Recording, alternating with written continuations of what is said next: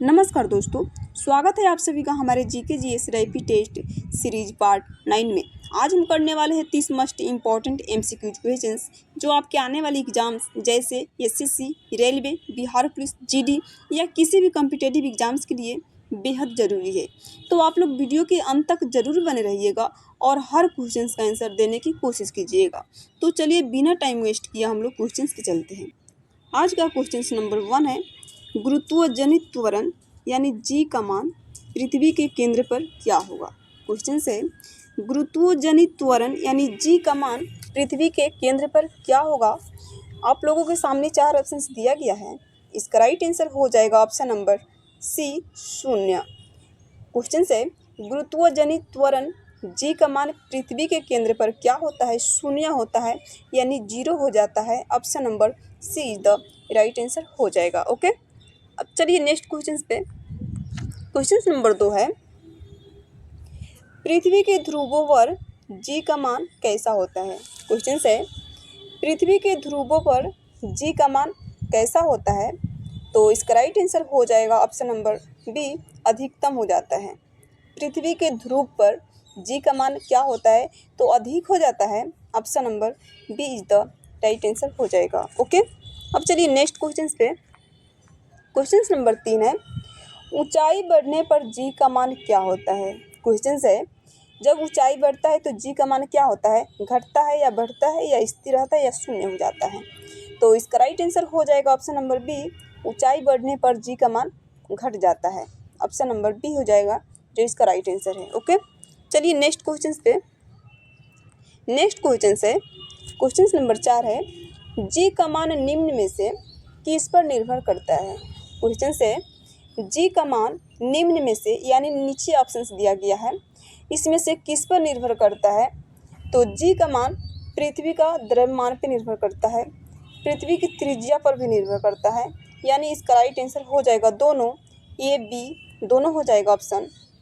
पृथ्वी का द्रव्यमान और पृथ्वी की त्रिज्या दोनों पे निर्भर करता है जी का मान।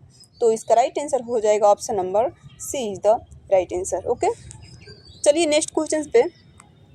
क्वेश्चन नंबर 5 है, जब लिफ्ट ऊपर की ओर त्वरण से चलती है तब व्यक्ति का भार क्या होता है। क्वेश्चन है जब लिफ्ट ऊपर की ओर त्वरण से चलती है तब व्यक्ति का भार क्या हो जाता है। तो इसका राइट आंसर हो जाएगा ऑप्शन नंबर बी, अधिक लगता है। जब लिफ्ट ऊपर की ओर त्वरण से चलती है तब व्यक्ति का भार अधिक हो जाता है। Option number B is the right answer हो जाएगा। ओके, नेक्स्ट क्वेश्चन है क्वेश्चन नंबर 6 है, जब लिफ्ट मुक्त पतन में हो तब लिफ्ट के अंदर रखी किसी भी वस्तु या व्यक्ति का भार क्या होगा।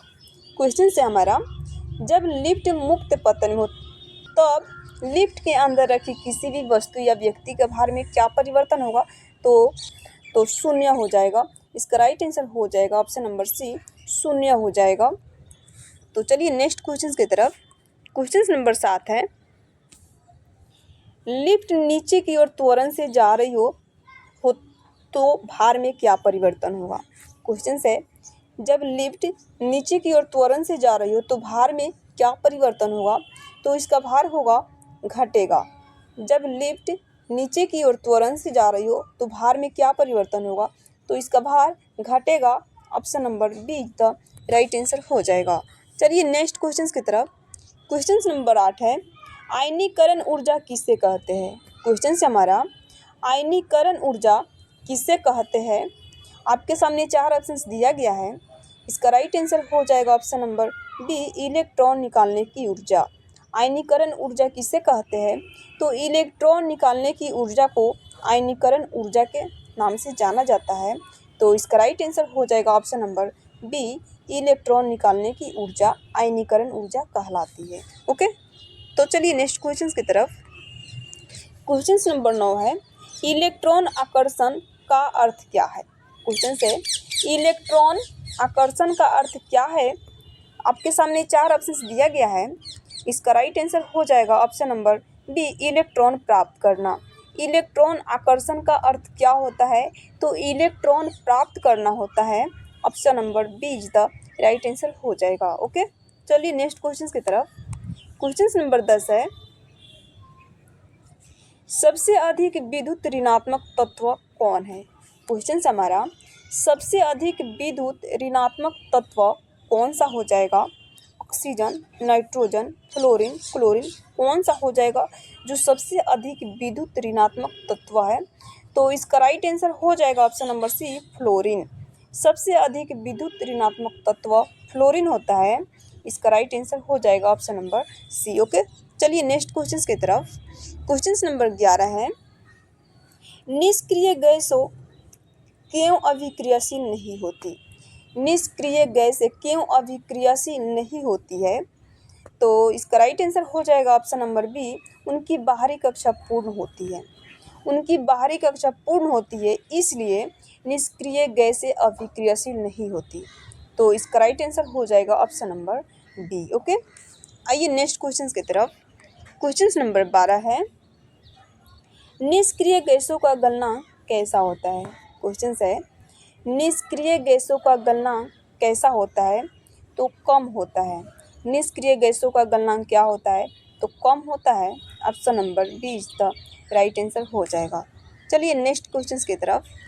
क्वेश्चन नंबर 13 है, समसूत्री विभाजन किस प्रकार की कोशिकाओं में होता है? क्वेश्चन है हमारा, समसूत्री विभाजन किस प्रकार की कोशिकाओं में होता है? तो आप लोगों के सामने 4 ऑप्शंस दिया गया है। इसका राइट आंसर आप लोग जल्दी से कमेंट कीजिए कि समसूत्री विभाजन किस प्रकार की कोशिकाओं में होता है। तो इसका राइट आंसर हो जाएगा ऑप्शन नंबर बी, शरीर कोशिका में। समसूत्री विभाजन किस प्रकार की कोशिका में होता है? तो शरीर कोशिका में होता है। Option number B is the right answer हो जाएगा। आइए नेक्स्ट क्वेश्चन की तरफ। क्वेश्चन नंबर 14 है, समसूत्री विभाजन यानी माइटोसिस में कितनी अवस्थाएं होती है? क्वेश्चन है, समसूत्री विभाजन में कितनी अवस्थाएं होती है? आप लोगों के सामने 4 ऑप्शंस दिया गया है। इसका राइट आंसर हो जाएगा ऑप्शन नंबर सी, मुख्य रूप से 5 अवस्थाएं होती है। समसूत्री विभाजन में कितनी अवस्थाएं होती है? तो मुख्य रूप से 5 अवस्थाएं माना जाता है। Option number B is the right answer हो जाएगा। ओके, चलिए नेक्स्ट क्वेश्चन की तरफ। क्वेश्चन नंबर 15 है, अर्धसूत्री विभाजन को क्या कहा जाता है? क्वेश्चन से हमारा, अर्धसूत्री विभाजन को किस नाम से जाना जाता है? तो अर्धसूत्री विभाजन को अपचयी विभाजन के नाम से भी जाना जाता है। किस नाम से? तो अपचयी विभाजन के नाम से भी अर्धसूत्री विभाजन को जाना जाता है। तो इसका राइट आंसर हो जाएगा option number B is the right answer. Okay दोस्तों, अगर आपने अभी तक 10+ क्वेश्चन सही किए हैं तो आप सही ट्रैक पे हैं, लेकिन ध्यान रहे असली कंपटीशन अभी बाकी है। अगले सवाल थोड़े ट्रिकी होने वाले हैं, इसलिए हर सवाल को ध्यान से पढ़ें, क्योंकि एग्ज़ाम में छोटी गलती ही बड़ा नुकसान कर सकती है। तो फोकस बनाए रखिए और चलते हैं अगले सवाल की तरफ। ऐसे ही और जीके जीएस इम्पोर्टेंट क्वेश्चंस के लिए चैनल को सब्सक्राइब कर लीजिएगा। ओके, तो चलिए अगले सवाल की तरफ। क्वेश्चन नंबर 16 है, क्रॉसिंग ओवर किस अवस्था में होता है? क्वेश्चन है, क्रॉसिंग ओवर किस अवस्था में होता है? तो इसका राइट आंसर हो जाएगा ऑप्शन नंबर बी, प्रोफेज 1 में होता है। क्रॉसिंग ओवर किस अवस्था में होता है? तो प्रोफेज 1 में होता है। Option number B is the right answer हो जाएगा। चलिए नेक्स्ट सवाल की तरफ। क्वेश्चन नंबर 17 है, पृथ्वी की औसत त्रिज्या लगभग कितनी होती है? ये क्वेश्चंस मैंने पिछले वाली वीडियो में करा चुकी हूँ, आप लोगों को याद होगा। पृथ्वी की औसत त्रिज्या लगभग कितनी होती है? तो इसका राइट आंसर आप लोग जल्दी से कमेंट कीजिए कि पृथ्वी की औसत त्रिज्या कितनी होती है। तो पृथ्वी की औसत त्रिज्या 6371 किलोमीटर हो जाएगा। पृथ्वी की औसत त्रिज्या कितनी होती है? 6371 kilometre. Option number B is the right answer हो जाएगा। चलिए नेक्स्ट क्वेश्चन की तरफ। क्वेश्चन नंबर 18 है, पृथ्वी का घनत्व लगभग कितना होता है? क्वेश्चन से हमारा क्वेश्चन नंबर 18, पृथ्वी का घनत्व लगभग कितना होता है? आप लोगों के सामने 4 ऑप्शंस दिया गया है। इसका राइट आंसर हो जाएगा ऑप्शन नंबर सी, 5.5 ग्राम प्रति सेंटीमीटर क्यूब होता है। पृथ्वी का घनत्व कितना होता है? तो 5.5 ग्राम प्रति सेंटीमीटर क्यूब होता है। Option number C is the right answer हो जाएगा। चलते हैं अगले सवाल की तरफ। क्वेश्चन नंबर 19 है, पृथ्वी अपनी धुरी पर घूमने में कितना समय लेती है? क्वेश्चन है, पृथ्वी अपनी धुरी पर घूमने में कितना समय लेती है? तो आप लोगों के सामने 4 ऑप्शंस दिया गया है, जल्दी से कमेंट कीजिए कि इसका राइट आंसर क्या होगा। ओके, तो इसका राइट आंसर हो जाएगा ऑप्शन नंबर बी, 23 घंटे 56 मिनट 4 सेकंड। पृथ्वी अपनी धुरी पे कितने समय लेती है घूमने में? तो 23 घंटा 56 मिनट 4 सेकंड का टाइम लेती है पृथ्वी अपनी धुरी पर घूमने में। तो इसका राइट आंसर हो जाएगा option number B is the right answer. Okay, आइए नेक्स्ट क्वेश्चन की तरफ। क्वेश्चन नंबर 20 है, पृथ्वी सूर्य की परिक्रमा कितने समय में करती है? क्वेश्चन है, पृथ्वी सूर्य की परिक्रमा कितने समय में करती है? आप लोगों के सामने 4 ऑप्शंस दिया गया है। ये क्वेश्चंस मैंने पिछले वाली वीडियो में करा दी हूँ। आप लोग जल्दी से इसका राइट आंसर कमेंट कीजिए कि पृथ्वी सूर्य की परिक्रमा कितने समय में करती है। तो इसका राइट आंसर हो जाएगा ऑप्शन नंबर बी, 365 दिन 6 घंटे में। पृथ्वी सूर्य की परिक्रमा कितने समय में करती है? तो 365 दिन 6 घंटे में करती है। इसका राइट आंसर हो जाएगा ऑप्शन नंबर बी। ओके, चलिए नेक्स्ट क्वेश्चन की तरफ। दोस्तों, अगर वीडियो पसंद आ रहा हो तो वीडियो को लाइक और चैनल को सब्सक्राइब भी कर लीजिएगा और अपने दोस्तों के पास शेयर भी कर लीजिएगा। ओके, अगला क्वेश्चन है, क्वेश्चन नंबर 21 है, पारिस्थितिक पिरामिड की संकल्पना किसने दी? क्वेश्चन है हमारा, पारिस्थितिक पिरामिड की संकल्पना किसने दी? तो इसका राइट आंसर आप लोग कमेंट कीजिए। पारिस्थितिक पिरामिड की संकल्पना किसने दी? तो एल्टन ने दिए थे। Option number B is the right answer, Elton ने दिए थे। ओके, आइए नेक्स्ट क्वेश्चन की तरफ। क्वेश्चन नंबर 22 है, ऊर्जा पिरामिड का स्वरूप कैसा होता है? क्वेश्चन है, ऊर्जा पिरामिड का स्वरूप कैसा होता है? आप लोगों के सामने 4 ऑप्शंस दिया गया है। इसका राइट आंसर आप लोग जल्दी से कमेंट कीजिए कि ऊर्जा पिरामिड का स्वरूप कैसा होता है। तो इसका राइट आंसर हो जाएगा ऑप्शन नंबर बी, सीधा होता है। ऊर्जा पिरामिड का स्वरूप कैसा होता है? तो सीधा होता है। Option number B is the right answer हो जाएगा। आइए अगले सवाल की तरफ। अगला सवाल क्वेश्चन नंबर 23 है, नाइट्रोजन चक्र किस प्रकार का चक्र है? क्वेश्चन है, नाइट्रोजन चक्र किस प्रकार का चक्र है? आप लोगों के सामने 4 ऑप्शंस दिया गया है। इसका राइट आंसर आप लोग जल्दी से कमेंट कीजिए कि नाइट्रोजन चक्र किस प्रकार का चक्र होता है। तो इसका राइट आंसर हो जाएगा ऑप्शन नंबर सी, जैव भू रासायनिक। जैव भू रासायनिक चक्र होता है नाइट्रोजन चक्र। कैसा चक्र होता है? तो जैव भू रासायनिक होता है। Option number C is the right answer हो जाएगा। आइए अगले सवाल की तरफ।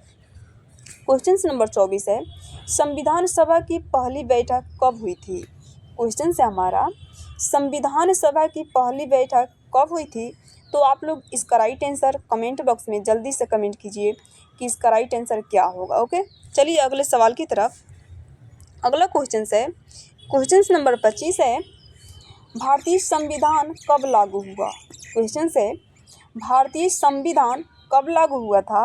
आप लोगों के सामने 4 ऑप्शंस दिया गया है।